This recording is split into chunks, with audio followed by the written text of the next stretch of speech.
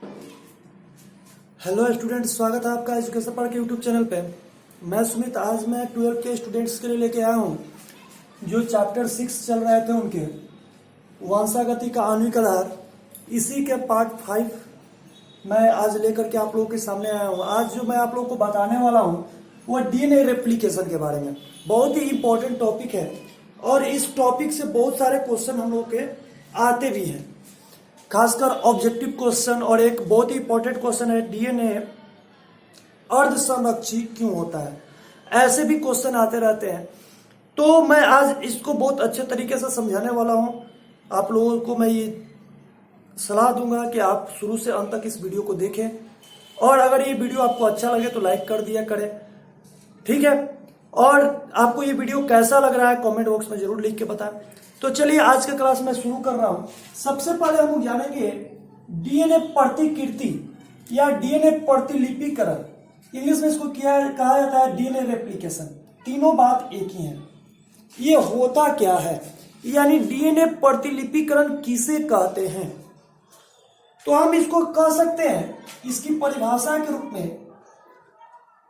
एक डीएनए अणु से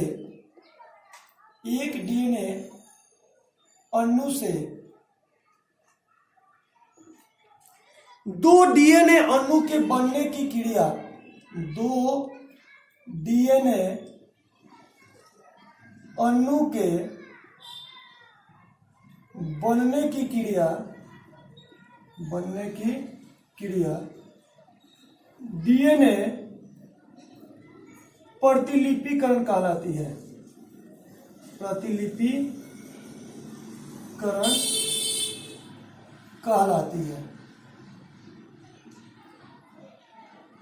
ठीक है। यानी प्रतिलिपिकरण का मतलब ही होता है कि मतलब कह सकते हैं एक डीएनए से कई सारे डीएनए का बनना। तो पहले एक डीएनए से दो डीएनए बनते हैं, दो डीएनए से फिर 4 बनेंगे, 4 से 8, ऐसे ऐसे वो अपने डिवाइड करके एक हमेशा 2 डीएनए बनाता है। ये डीएनए बनने की क्रिया, यानी एक डीएनए अणु से 2 डीएनए अणु के बनने की प्रक्रिया जो होती है डीएनए प्रतिलिपिकरण कहलाती है, ठीक है। अब डीएनए प्रतिलिपिकरण कैसे होता है, कैसे एक डीएनए से 2 डीएनए का निर्माण होता है, आज मैं उसी चीज को बताने वाला हूं। ध्यान देंगे इस चीज को। इसको बताने के पहले मैं कुछ एंजाइम का नाम बताता हूं। यहां पे मैं लिख देता हूं, डीएनए प्रतिलिपिकरण में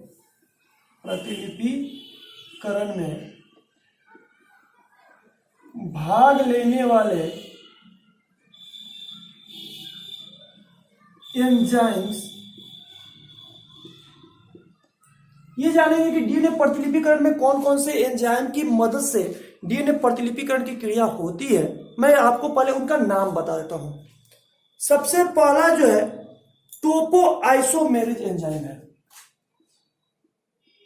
टोपो आइसोमेरेज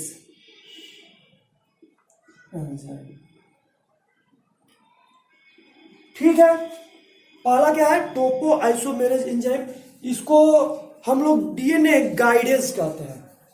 टोपो आइसोमेरेज एंजाइम को हम लोग क्या बोलते हैं, डीएनए गाइडेज भी कहा जाता है, ठीक है। दूसरा जो है वो आपका है हेलिकेस। बहुत ही ध्यान से देंगे इसको, हेलिकेस। तीसरा जो एंजाइम है वो आपका है आरएनए पॉलीमेरेज।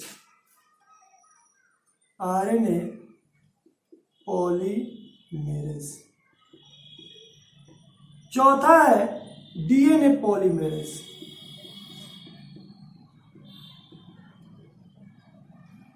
और पांचवा है डीएनए लाइगेज।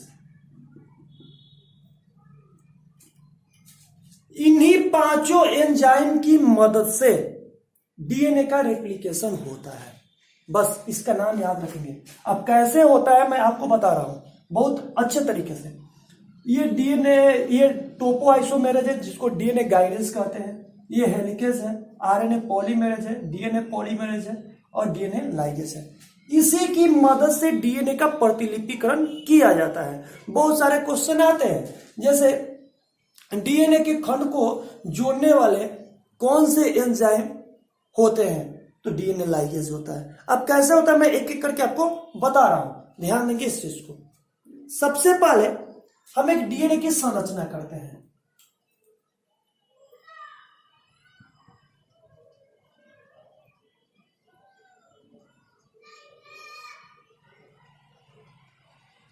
ठीक है,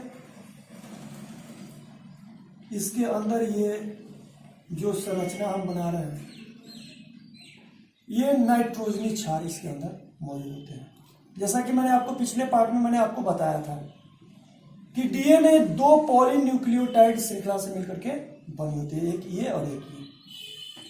ठीक है बाबू, ये मैं मान लिया ये आपकी आकृति हो गई डीएनए की। ठीक, अब इस एक डीएनए से 2 डीएनए का निर्माण कैसे होता है, यही चीज मैं आपको बताने वाला हूं। तो देखिए, इस डीएनए के बाद सबसे फर्स्ट जो प्रोसेस होता है डीएनए प्रतिलिपिकरण में, वह होता है कुंडली का खुलना। कुंडली का खुलना। अब कुंडली का खुलना क्या है? ये जो ऐसे हाई कंजर्वेटिव, ये जो ऐसे घुमावदार है, ये जो एक मोड़ लिए हुए है ना कुंडली के रूप में, ये सबसे पहले ये कुंडली खुल करके सीढ़ीनुमा हो जाती है, सीधा हो जाती है। वह किसके कारण होती है बाबू? तो वह होती है टोपो आइसोमेरेज एंजाइम की मदद से। किसकी मदद से? टोपो आइसोमेरेज एंजाइम की मदद से ये जो होती है कुंडली खुल जाती है। तो कुंडली खुल जाती है तो उसकी संरचना इस प्रकार से हो जाती है, ध्यान रखना इस चीज को। एकदम सीधी, ये जब कुंडली खुल जाएगी तो ये सीधा हो जाएगा, सीधा हो जाएगा और इसके बीच नाइट्रोजन क्षार ऐसे हो जाएंगे।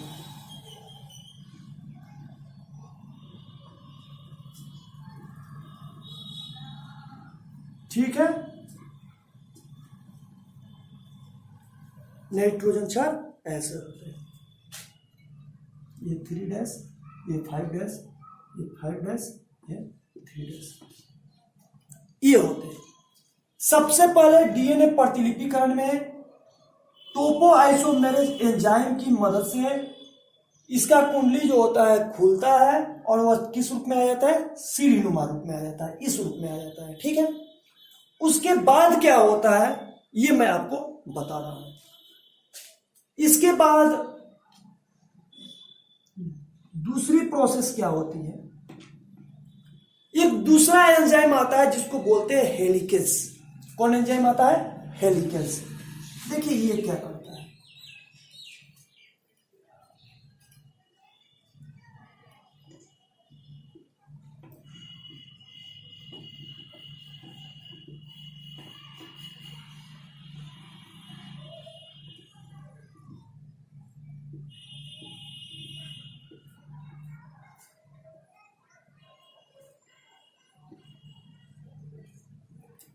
देखिए डीएनए में जो ये अगला जो एंजाइम आता है जिसका नाम है हेलिकेज।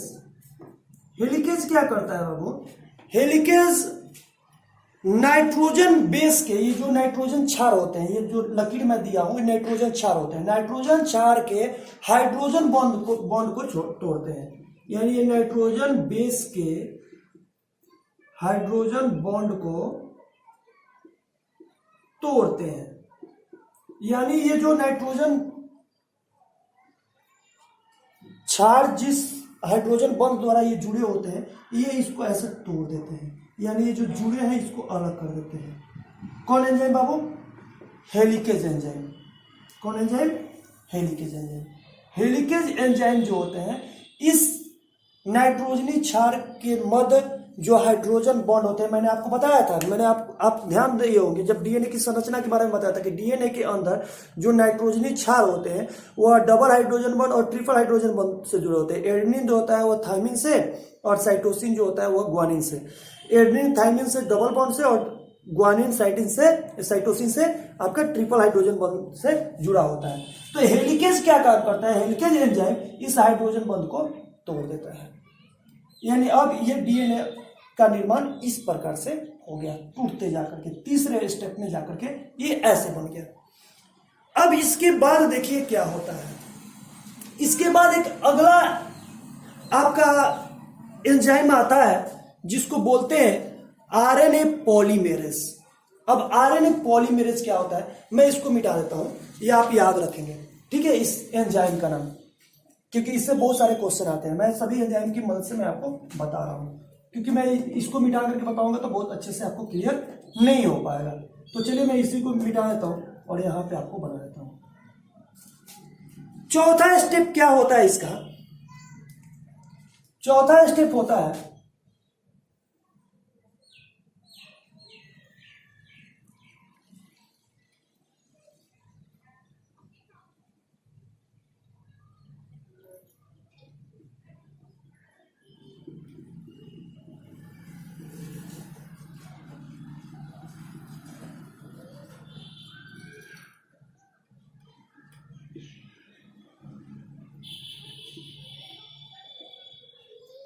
ठीक है, चौथा एंजाइम आता है इसके बाद, ये आता है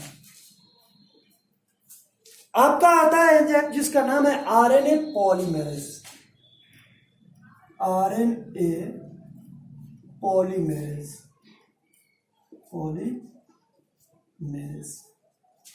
याद रखेंगे, आरएनए पॉलीमेरेज। ये एंजाइम क्या करता है, ये आरएनए के कुछ खंड बनाते हैं। ये क्या करते हैं, आरएनए के कुछ खंड बनाते हैं, खंड बनाते हैं, आरएनए के क्या बनाते हैं, कुछ खंड बनाते हैं, जिसको हम लोग ये भी कह सकते हैं कि डीएनए प्राइमर का निर्माण करते हैं। डीएनए प्राइमर का निर्माण करते हैं। देखिए यहां पे हम लोग को ध्यान देना होगा कि मान लीजिए यहां पे आपका एडनिन है, यहाँ साइटोसिन है, यहाँ भी साइटोसिन मान लीजिए, तो एडनिन आपका यहाँ पे आरएनए जब खंड बनेगा तो यहाँ पे यूरासिल आके जुड़ जाएगा। यहाँ पे आपका जो साइटोसिन है तो गुआनिन आके जुड़ेगा, साइटोसिन है तो गुआनिन आके जुड़ेगा। यानी यहाँ पे ये क्या होते हैं, डीएनए का एक छोटा सा खंड का निर्माण होता है, याद रखेंगे, डीएनए का एक छोटा सा खंड का निर्माण होता है, जिसको आरएनए के छोटा सा खंड का निर्माण होता है, किसके मदद से, आरएनए पॉलीमेरेज एंजाइम की मदद से आरएनए के कुछ खंड का निर्माण होता है, जो हम लोग क्या कहते हैं, डीएनए प्राइमर उसको कहते हैं। क्या कहते हैं बाबू, डीएनए प्राइमर कहते हैं। और याद रखेंगे इसके बाद क्या होता है, इसके बाद जो एंजाइम आता है वो एंजाइम होता है डीएनए पॉलीमेरेज। पूरी चीज को एकदम स्टेप बाय स्टेप समझेंगे। ये अगला एंजाइम आता है, थोड़ा सा और ऊपर चलते हैं।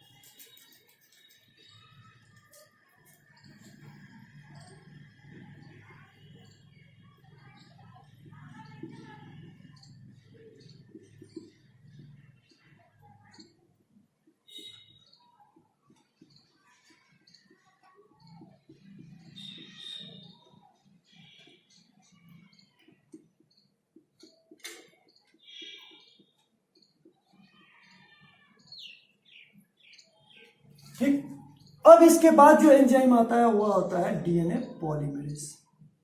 डीएनए पॉलीमेरेज, इस एंजाइम की मदद से क्या होता है कि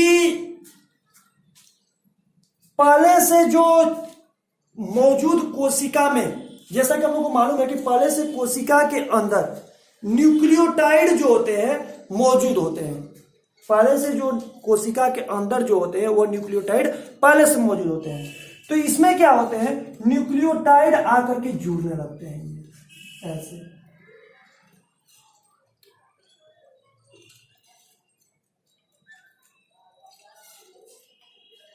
ये न्यूक्लियोटाइड ऐसे आकर के जुड़ने लगते हैं।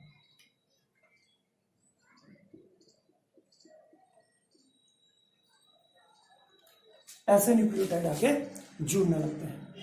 याद रखेंगे इस चीज को कि रेप्लिकेशन की जो प्रक्रिया होती है वह 5' से 3' दिशा में होती है। देखिए 5' से 3' दिशा में, 5' ये होगा 5' से 3' दिशा में होती है। और रेप्लिकेशन में क्योंकि डीएनए पॉलीमरेज, आखिर ऐसा क्यों होता है कि ये जो डीएनए रेप्लिकेशन जब होता है तो न्यूक्लियोटाइड जो होते हैं वह क्यों 5' से 3' में ये सतत होते हैं, सतत होने लगातार, ये बीच में जो होता है गैप नहीं होते, टुकड़े नहीं होते। क्यों ऐसा होता है? क्योंकि डीएनए पॉलीमरेज जो होता है वह डीएनए का बहुकलन की जो उसकी दिशा होती है वह 5' से 3' की दिशा में बनते हैं। यानी अगर मान लीजिए यहाँ एडेनिन है, साइटोसिन है, तो एडेनिन जो मिलेगा ये थाइमिन से मिलेगा, साइटोसिन है तो ग्वानिन से मिलेगा, फिर साइटोसिन है तो ग्वानिन से, एडेनिन है तो थाइमिन से, ऐसे मिलते जाते हैं और इस तरह से एक नए डीएनए का निर्माण कर लेते हैं। फिर दूसरा क्या होता है? दूसरा में क्या होता है कि दूसरा जो जनक होता है उसमें 3' से 5' की ओर एक दूसरी न्यूक्लियोटाइड आकर के जुड़ने लगते हैं ऐसे। अब एक खंड, जैसे यहाँ पे आप मान लीजिए एडेनिन है तो थाइमिन आकर जुड़ा, साइटोसिन है तो ग्वानिन आकर जुड़ा, साइटोसिन है तो ग्वानिन आकर जुड़ा, फिर यहाँ पे ऐसे, फिर यहाँ पे ऐसे, फिर यहाँ पे ऐसे। इस तरह से ये खंड खंड रूप में ये क्या होने लगते हैं? जुड़ने लगते हैं। ठीक है, यानी हम इसको इस प्रकार से कह सकते हैं कि जितनी भी ये प्रोसेस होती है रेप्लिकेशन की प्रोसेस, ये अगर जनक की दिशा अगर 3' से 5' में है, जनक कौन है? जैसे देखिए, पहले मैं आपको इसको क्लियर कर रहा हूं, ये ध्यान देंगे पूरी अच्छे तरीके से। जनक कौन होता है? जैसे देखिए ये आपके दो जनक हो गए, एक ये हो गया पॉलीन्यूक्लियोटाइड और एक ये हो गया पॉलीन्यूक्लियोटाइड। दो पॉलीन्यूक्लियोटाइड हो गए, एक जनक ये हो गया, एक जनक ये हो गया, एक जनक ये हो गया, एक जनक ये हो गया, एक जनक ये हो गया, एक जनक ये हो गया, और फिर ये एक जनक ये हो गया और एक जनक ये हो गया। तो यदि अगर जनक यानी किसी डीएनए पॉलीन्यूक्लियोटाइड के जनक की दिशा 3' से 5' की तरफ, 3' से 5' की तरफ, 3' से 5' की तरफ, ठीक है, अगर होती है तो रेप्लिकेशन यानी डीएनए का प्रतिलिपि जो बनता है, यानी जो न्यूक्लियोटाइड जो जुड़ते हैं वह 5' से 3' की दिशा में यानी इस साइड से जुड़ते हैं। ठीक है, यदि जनक 5' से 3' में हो, याद रखेंगे, अगर जनक, देखिए एक ऊपर वाला ये जनक है और एक नीचे वाला, अगर जनक 5' से 3' दिशा में हो तो उनका रेप्लिकेशन 3' से 5' की तरफ होता है और वो असतत होता है। यानी क्या होता है? असतत। असतत का मतलब क्या होता है? लगातार नहीं होता है। देखो ये खंड खंड है ना, ये लगातार नहीं होता है। जबकि अगर 3' से 5' की तरफ अगर जनक होगा तो उसका जो न्यूक्लियोटाइड के जो जुड़ेंगे वो लगातार जुड़ेंगे, यानी सतत जुड़ेंगे, उनके बीच खंड नहीं बनेगा। इस प्रकार से हमें दो अलग अलग प्रतिलिपि तैयार हो जाती है। अब इसके बाद एक अलग एंजाइम आता है जिसका नाम है DNA ligase. DNA ligase, DNA ligase क्या करता है? इस चीज को ध्यान देंगे। डीएनए लाइगेज टूटे हुए खंड को जोड़ता है, टूटे हुए खंड को जोड़ता है। अब देखिए इस प्रकार की संरचना हमारी बन जाती है। एक ये ऊपर वाला बन गया,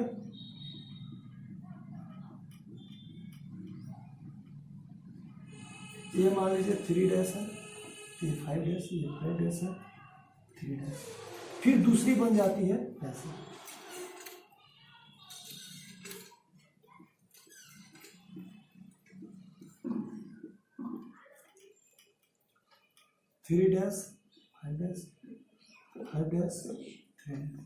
इस प्रकार से दो डीएनए का निर्माण हो जाता है। तो हम इसको पूरे अच्छे तरीके से समझेंगे, ध्यान देंगे इस चीज को पूरे फाइनल तरीके से। मैं इसको एक बार अच्छे तरीके से इसको बताता हूं, पूरी प्रक्रिया। ये बहुत ही इंपॉर्टेंट चीज है बाबू। देखिए, डीएनए प्रतिलिपिकरण क्या होता है? तो एक डीएनए अणु से 2 डीएनए अणु के बनने की क्रिया डीएनए प्रतिलिपिकरण कहलाती है। ठीक है, यानी एक डीएनए से 2 डीएनए बनने की प्रक्रिया डीएनए प्रतिलिपिकरण या डीएनए प्रतिकृति या डीएनए रेप्लिकेशन कहलाती है। क्लियर?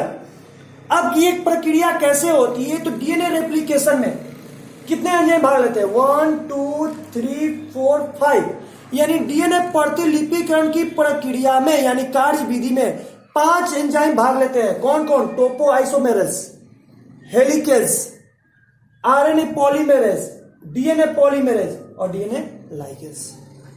ठीक है, इन 5 एंजाइम की मदद से डीएनए का प्रतिलिपिकरण बनता है, तैयार होता है।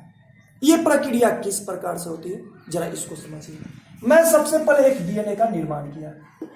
ठीक है, ये तो आपको समझ में आता है डीएनए का निर्माण ऐसे क्यों है। ये डीएनए का आपका निर्माण होगा। सबसे पहला जो एंजाइम आता है टोपोआइसोमेरेज। टोपोआइसोमेरेज एंजाइम जो क्या होता है, इस डीएनए के, जैसे मान लीजिए टोपोआइसोमेरेज एंजाइम इस डीएनए के कहीं एक भाग पर ऐसे आकर के मिल गए। जैसे जैसे ये आगे बढ़ते जाएगा, ये इसकी कुंडली जो है ऐसे ऐसे जो मुड़ावट है इस कुंडली को खोल देगा। ठीक है, कौन एंजाइम? टोपोआइसोमेरेज। टोपोआइसोमेरेज एंजाइम जैसे जैसे आगे बढ़ेगा इसकी कुंडली को खोल देगा। यानी टोपोआइसोमेरेज एंजाइम का काम है कि जो ये कुंडली रूप में जो डीएनए है उसको खोल करके सीढ़ी के जैसे बना देगा। ठीक, उसके बाद दूसरा एंजाइम आता है हेलिकेज। हेलिकेज एंजाइम क्या करता है? तो हेलिकेज एंजाइम जब यहां आता है, जैसे मान लीजिए यहां आपका हेलिकेज एंजाइम आया, तो जैसे जैसे ये आगे बढ़ता है वह उसके बीच यानी जो डीएनए के मध्य जो नाइट्रोजन बेस के हाइड्रोजन बॉन्ड होते हैं, जो नाइट्रोजन बेस का मतलब होता है नाइट्रोजनी क्षार। नाइट्रोजन क्षार 3 होते हैं, आप लोग को मालूम होनी चाहिए। आपके जो डीएनए के अंदर नाइट्रोजनी क्षार होते हैं वो 4 प्रकार के होते हैं। सॉरी, जो आपका होता है एडेनिन होता है, थायमिन होता है, साइटोसिन होता है और ग्वानिन होता है। अब ये इसके मध्य जो हाइड्रोजन बॉन्ड होते हैं, जैसे आपको मैंने बताया था कि एडेनिन जो होता है थायमिन से और साइटोसिन जो होता है ग्वानिन से जुड़ता है। एडेनिन थायमिन से जो होता है डबल बॉन्ड से जुड़ता है, हाइड्रोजन बॉन्ड से जुड़ता है, और साइटोसिन ग्वानिन से ट्रिपल हाइड्रोजन बॉन्ड से जुड़ता है। तो हेलिकेज क्या करता है, इसके बीच जो हाइड्रोजन बॉन्ड को जो है वह तोड़ देता है। इस प्रकार से डीएनए इस प्रकार के रूप में हो जाता है। अब तीसरा एंजाइम आता है जिसका नाम है आरएनए पॉलीमेरेज। आरएनए पॉलीमेरेज आता है तो ये आरएनए के कुछ खंड बनाता है। आरएनए के खंड जब कोई बनाएगा तो एडेनिन थायमिन से नहीं जुड़ेगा, एडेनिन किससे जुड़ेगा? यूरेसिल से जुड़ेगा, और साइटोसिन ग्वानिन से, साइटोसिन ग्वानिन से। इस प्रकार से ये डीएनए के खंड का निर्माण करेगा, जिसको हम लोग डीएनए प्राइमर कहते हैं। क्या कहते हैं बाबू? डीएनए प्राइमर कहते हैं। मान लीजिए यहां पे आकर के आरएनए पॉलीमेरेज यहां पे मिला और ये डीएनए का एक खंड का निर्माण कर लिया। अब दूसरा आया डीएनए पॉलीमेरेज। इसके बाद जो अगला एंजाइम है वो आया डीएनए पॉलीमेरेज। डीएनए पॉलीमेरेज क्या करेगा? तो डीएनए पॉलीमेरेज की मदद से यही मुख्य कार्य करता है। डीएनए पॉलीमेरेज जब एंजाइम आता है, मान लीजिए यहां से लेकर के आपका यहां तक डीएनए पॉलीमेरेज एंजाइम जब आता है, यहीं पे ध्यान देना है। डीएनए पॉलीमेरेज जब एंजाइम आएगा तो याद रखेंगे इसमें 2 जनक है, एक ऊपर वाला और एक नीचे वाला। अगर जनक की दिशा 3' से 5' में है तो डीएनए की प्रतिलिपि 5' से 3' में सतत होगी। यानी जो न्यूक्लियोटाइड आगे जुड़ेंगे वह क्या होंगे? सतत जुड़ेंगे। यहां पे जो न्यूक्लियोटाइड आगे जुड़ते हैं वह किसके मदद जुड़ते हैं? क्योंकि आपको मालूम है कि कोशिका के मध्य में पहले से ही न्यूक्लियोटाइड मौजूद होते हैं। जो नाइट्रोजनी क्षार होते हैं वो मौजूद होते हैं, क्योंकि नाइट्रोजनी क्षार के न्यूक्लियोटाइड के अंदर जो ये फास्फेट ग्रुप होता है, शुगर होता है आपका, और आपका नाइट्रोजनी क्षार होता है, ये सारे मौजूद होते हैं कोशिका के अंदर। तो ये आकर के जुड़ने लगते हैं। तो ये किस रूप में जुड़ते हैं? तो जब जनक 3' से 5' की दिशा में हो तो वो 5' से 3' की दिशा में ऐसे जुड़ते आते हैं, सतत माने लगातार। याद रखेंगे, जब जनक की दिशा 3' से 5' में हो तो डीएनए की प्रतिलिपि 5' से 3' में लगातार यानी सतत होती है। याद रखेंगे, क्वेश्चन आता है ये कि जब जनक की दिशा 3' से 5' की तरफ हो तो डीएनए की प्रतिलिपि किस प्रकार से होती है, तो डीएनए की प्रतिलिपि 5' से 3' की तरफ लगातार होती है, सतत होती है। ठीक है, अगर ये कौन काम करता है, डीएनए पॉलीमरेज के वजह से ऐसा होता है। और अगर जनक की दिशा 5' की 3' की ओर हो, 5' से 3' की तरफ, तो डीएनए की जो प्रतिलिपि बनेंगे वह 3' से 5' की तरफ तो बनेंगे, लेकिन वह क्या बनेंगे, टूटे हुए खंड के रूप में बनेंगे, यानी खंड खंड के रूप में असतत होंगे। याद रखेंगे, यहां पे 2 क्वेश्चन मैं आपको बता रहा हूं। ये जी जनक की दिशा 3' से 5' की तरफ है तो डीएनए का रेप्लिकेशन 5' से 3' की तरफ सतत होता है, ये लगातार। ठीक, किसके वजह से होता है, डीएनए पॉलीमरेज की वजह से होता है। यदि जनक की दिशा 5' से 3' की तरफ है तो डीएनए प्रतिलिपि 3' से 5' की तरफ बनती है, सॉरी 3' से 5' की तरफ असतत बनती है, यानी टुकड़े टुकड़े के रूप में बनती है। ऐसे न्यूक्लियोटाइड आकर के जब नाइट्रोजनी बेस जुड़ेंगे तो ऐसे खंड खंड के रूप में जुड़ेंगे बाबू। ठीक है, और इस खंड, जो कि ये खंड हो गया, तो खंड के रूप में तो डीएनए होगा नहीं, क्योंकि इसके पास श्रृंखला होनी चाहिए। तो इस श्रृंखला को, इसको जोड़ने का काम, इस खंड को जोड़ने का काम कौन करता है, डीएनए लाइगेज करता है। तो डीएनए लाइगेज क्या करता है, तो टूटे हुए खंड को जोड़ता है। इस प्रकार से हमें 2 डीएनए अणु का निर्माण हो जाता है, यानी एक डीएनए से 2 डीएनए का निर्माण हो जाता है। और इस प्रकार से 2 डीएनए जब निर्माण होते हैं तो हम लोग का इस प्रक्रिया को डीएनए प्रतिलिपिकरण कहा जाता है।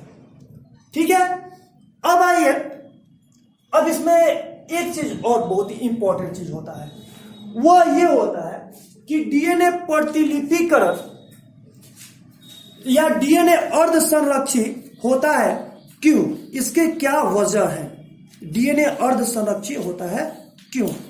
तो याद रखेंगे, मैं आपको एकदम आसान तरीके से बता रहा हूं इस चीज को, डीएनए अर्ध संरक्षित होता है क्यों।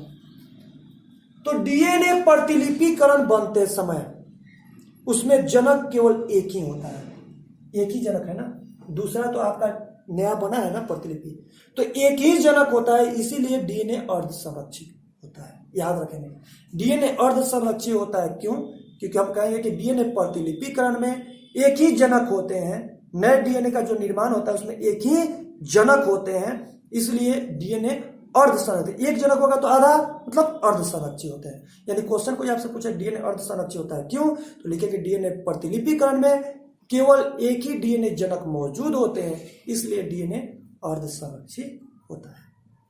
ठीक है, अब आइए इससे कुछ रिलेटेड क्वेश्चन के बारे में हम आपको बता दें। पहला जो इसका क्वेश्चन आता है वह आपका यह है, प्रतिकृति क्या है। प्रतिकृति या प्रतिलिपिकरण बात एक ही है। तो एक डीएनए अणु से 2 डीएनए अणु के बनने की प्रक्रिया प्रतिलिपिकरण कहलाती है। क्लियर। दूसरा क्वेश्चन आता है, डीएनए प्रतिलिपिकरण का सचित्र वर्णन करें। तो हम लोग कैसे लिखेंगे, डीएनए एक अणु से 2 अणु के बनने की प्रक्रिया को डीएनए प्रतिलिपिकरण कहते हैं। डीएनए प्रतिलिपिकरण में भाग लेने वाले 4 एंजाइम हैं, topoisomerase, helicase, RNA polymerase, DNA polymerase और डीएनए लाइगेज। सबसे पहले ये फोटो उतार लेंगे, ये फोटो बनाएंगे और लिखेंगे टोपोआइसोमेरेज की सहायता से सबसे पहले डीएनए की कुंडली खुलती है। उसके बाद दूसरे एंजाइम आता है हेलिकेज। हेलिकेज जो होता है नाइट्रोजन क्षार के बीच हाइड्रोजन बंध को तोड़ने का कार्य करता है। इसके बाद अगला एंजाइम आता है आरएनए पॉलीमेरेज। और फोटो उतारते चलेंगे, पहले फोटो उतारेंगे फिर उसके बारे में लिखेंगे।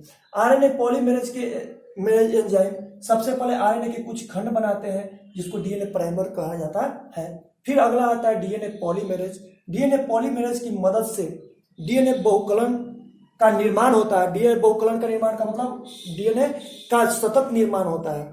और डीएनए बहुकलन का निर्माण हमेशा जब जनक 3' से 5' की तरफ दिशा में हो तो उनके प्रतिलिपि 5' से 3' की तरफ बनती है।